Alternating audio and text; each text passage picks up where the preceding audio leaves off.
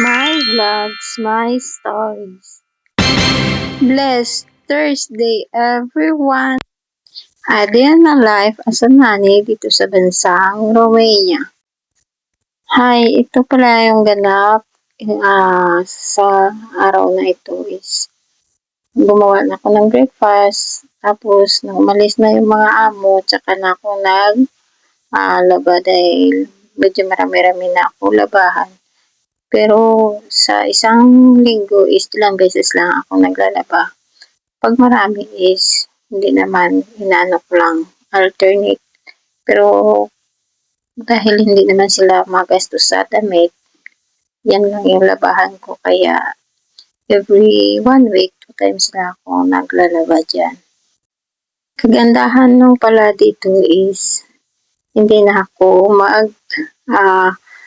babanlaw or hindi na ako magsasampay kasi may dryer na kami. At saka hindi naman masila yung mga amo ko. Hindi naman pinapaplansya yung mga damit na yan. Yung pinaplansya ko lang is yung mga uniform or pang-alis nila. Pero pag minsan hindi naman siya lukot is tinutupi ko na lang kasi ayaw ng amo ko na palagi ako namamlansya.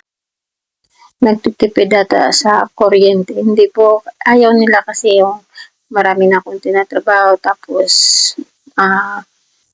bigyan ko pa ng time yung pagplansya. At sinalang ko na yung mga labahan ko kaya pwede na ako mamalingki. Sinampay ko lang pala yung mga basahan sa labas pero kunin ko din yan mamaya tsaka patuhin na lang sa heater. At yun na nga, gala-gala muna ang Inday, namat akong maglakad kaya sumakay na lang ako ng tramvay or train nila dito is. Pero pag summer is nilalakad ko lang talaga yan. Tsaka isang station lang naman kaya yan na ito yung nila, yung palengke, yung obor nila. Kaya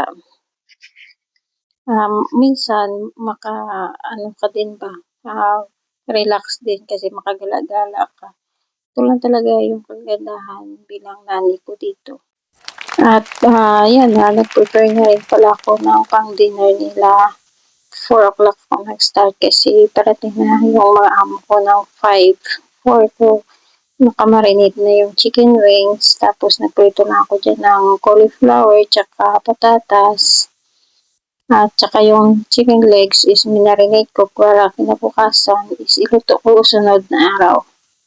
Yun nga, at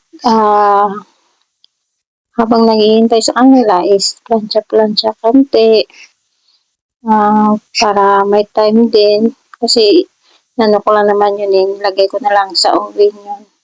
Bilang honey, ituloy na lang natin bilang sarili nating bahay, yung bahay nila na amo. At tiyaga lang po at mararating din natin yung gusto natin sa buhay. Hanggang dito na lang po. Bye!